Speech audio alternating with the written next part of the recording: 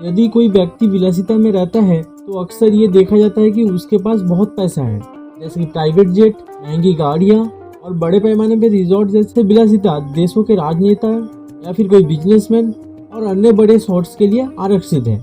लेकिन सत्ता के साथ हर कोई इसके वजह भारी मात्रा में धन बर्बाद नहीं करना चाहते।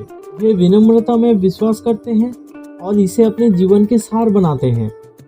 ये लोग उच्च पदों पर आसीन होते हैं लेकिन फालतू के जीवन सहलाई से परहेज करते हैं। व्यापक राजनीतिक प्रभाव होने के बावजूद उन्होंने कभी भी धन संचय करने की जहमत नहीं उठाई। इसलिए हम आपके लिए भारतीय नेताओं के एक समूह लेकर आए हैं जिन्होंने अपने सादगी से दुनिया को प्रभावित किया। Let's start now.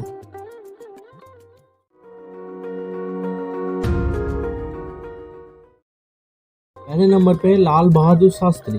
Shastri ji को 13 मई 1952 को भारत के रेल और परिवहन मंत्री बनाया गया था और उन्होंने 1959 में वाणिज्य और उद्योग मंत्री और 1961 में गृह मंत्री के रूप में कार्य किया। लाल बहादुर शास्त्री कुशल शासन के अलावा सादगी और अनुशासन के लिए भी प्रसिद्ध थे और उनके बेटे ने बताया शास्त्री जी अपने ऑफिस के कार का इस्तेमाल निजी कामों के लिए नहीं करते थे। उन्होंने परिवार के लिए एक और कार खरीदने के लिए लोन लिया और आप यकीन नहीं करेंगे कि उनकी विधवा पत्नी ने उस लोन को चुका दिया था। Next, PV Narasimha Rao.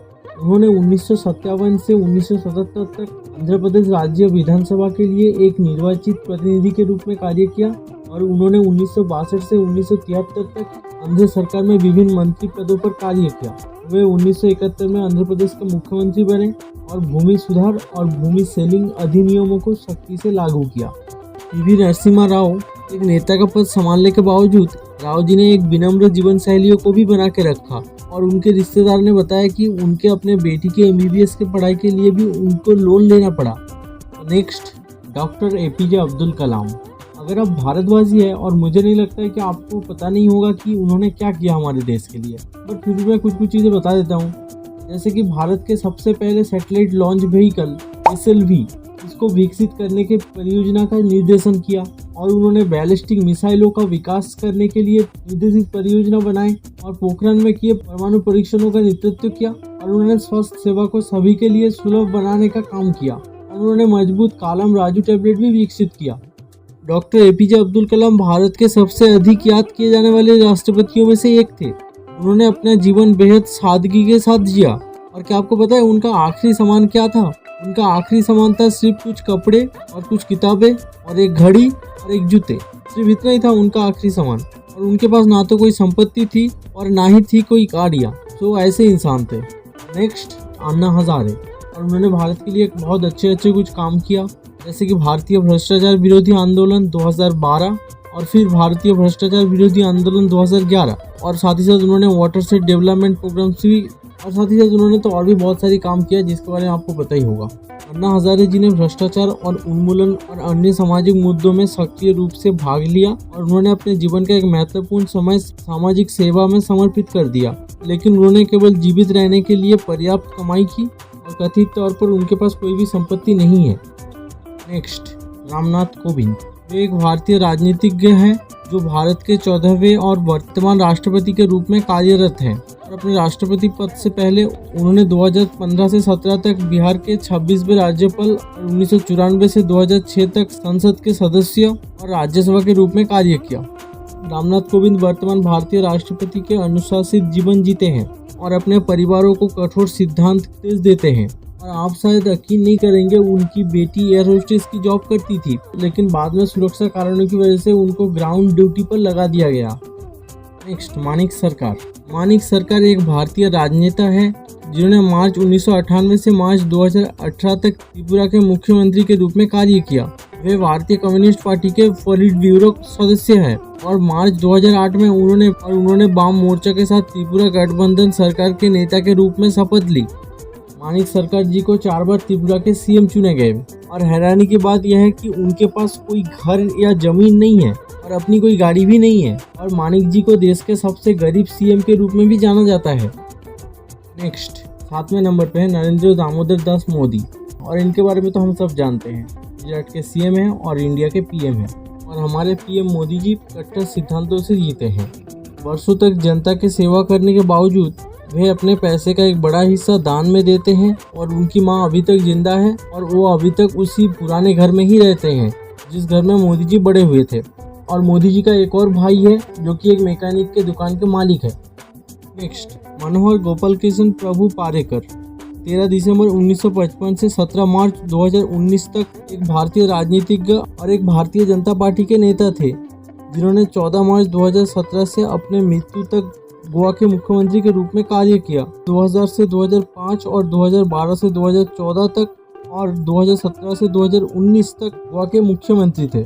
मनोहर पारेकर जी जो कि एक पूर्व रक्षा मंत्री थे, उन्होंने कई वर्षों तक गोवा के मुख्यमंत्री के रूप में कार्य किया और अपने शासनकाल के दौरान उन्होंने समुद्र तट राज्य को और उनके नगरवासियों को बहुत मदद किया और उन्होंने भी एक साधारण जीवन का पालन किया और अक्सर उनको सड़क के किनारे किसी दुकान पे चाय या कॉफी पीते टाइम देखा गया है।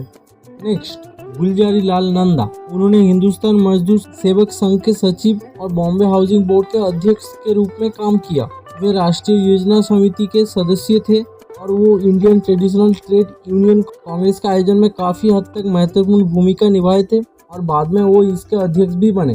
गुलजारीलाल नंदा जी ने 2 बार भारत के प्रधानमंत्री के रूप में कार्य किया और अपने नेतृत्व के स्थिति के बावजूद वे केवल एक किराए के मकान में रहता था और अपने ही बच्चों से पैसा लेने से इनकार करता था।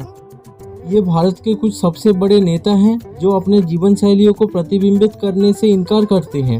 वे विनम्रता का उपदेश देते हैं और नैतिकता से जीते हैं जो उन्हें बाकी लोगों से अलग बनाते हैं, चाहे वो संघर्ष के दर्द को जानते हो या बस एक बड़ा दिल रखते हो। ये तय है कि वे जीवन के सांस लेते हैं और एक सच्ची महान व्यक्ति के पहली परीक्षा उनके विनम्रता में होती है। दोस्तों, ये सब कुछ सुनने के बाद अगर आपके मन में कोई डाउट आ रहा हो इन लोगों के सैलरी से रिलेटेड, मतलब अगर आपको पता नहीं है कि जो सीएम होता है या फिर पीएम या फिर जो प्रेसिडेंट होता है इन लोगों के सैलरी अगर आपको पता नहीं है तो फिर आप मेरा ब्लॉग पढ़ सकते हैं। वहाँ पे मैंने कॉलम वाइज सब कुछ लिखा हुआ है, तो आप जाकर के देख सकते हो एक सीएम या फिर एक पीएम उनका सैलरी कितना होता है। ये सारी चीज़ें मतलब सारे जो ऐसे गवर्नमेंट ऑफिसर्स होते हैं इन लोगों के सैलरी कितना है वहाँ पे मैंने सब कुछ लिखा हुआ है। और मैं आपको एक फैक्ट बताता हूँ, आज से लगभग 10 साल पहले एक सीएम की सैलरी होती थी 5 से 10 हज़ार के अंदर, लेकिन आज वो बहुत ज़्यादा हो गया। मतलब 2.5 लाख से शुरू होता है और 4 लाख 5 लाख तक जाता है। मतलब स्टेट वाइज वो वेरी कर, अलग अलग स्टेट में अलग अलग प्राइसेस होते हैं और उस टाइम पे 5 से 10 हज़ार के अंदर सैलरी मिलता था और साथ ही साथ कुछ सरकारी सुविधा भी उपलब्ध होता था। लेकिन अब वो सरकारी सुविधा तो उपलब्ध होता है, साथ ही साथ सैलरी भी ज़्यादा होता है। तो अगर आपको ये सारी चीज़ें पता नहीं है तो फिर आप मेरा ब्लॉग पढ़ सकते हैं। तो बस इस वीडियो के लिए बस यही था guys. Thank you so much for your time. मैं इस चैनल में ऐसे नॉलेजेबल वीडियोस डालता रहता हूँ। अगर आपको पसंद है तो भी प्लीज़ कमेंट में बताइए और सब्सक्राइब करना मत भूलना। तब तक मैं चलता हूँ, गुड बाय एंड जय हिंद। इतिहास में नाम अंकित करने के लिए न मोदी पैदा हुआ है, न मोदी का वो मकसद है, और मैं नहीं चाहता हूं मोदी को लोग उन 125 करोड़ देशवासियों की तरह ही एक माने। उससे ज्यादा मानने की जरूरत नहीं है। आपको टीचर का काम मिला होगा, आपको ड्राइवर का काम मिला होगा, आपको व्यापार का काम मिला होगा, आपको खेती का काम मिला होगा, मुझे ये काम मिला है, उससे ज्यादा कुछ नहीं है। मैं नहीं चाहता हूं इतिहास में अमर होने के लिए अगर मकसद है तो मेरा देश अजरा अमर है। दुनिया याद करे तो मेरे देश को याद करे, मेरे देश के भविष्य को देखें, मेरे देश के लिए दुनिया गर्व से कहें ये एक देश है जो मानव कल्याण का रास्ता दिखा सकता है। विश्व को संकटों से बाहर निकालने का सामर्थ्य इस धरती में है।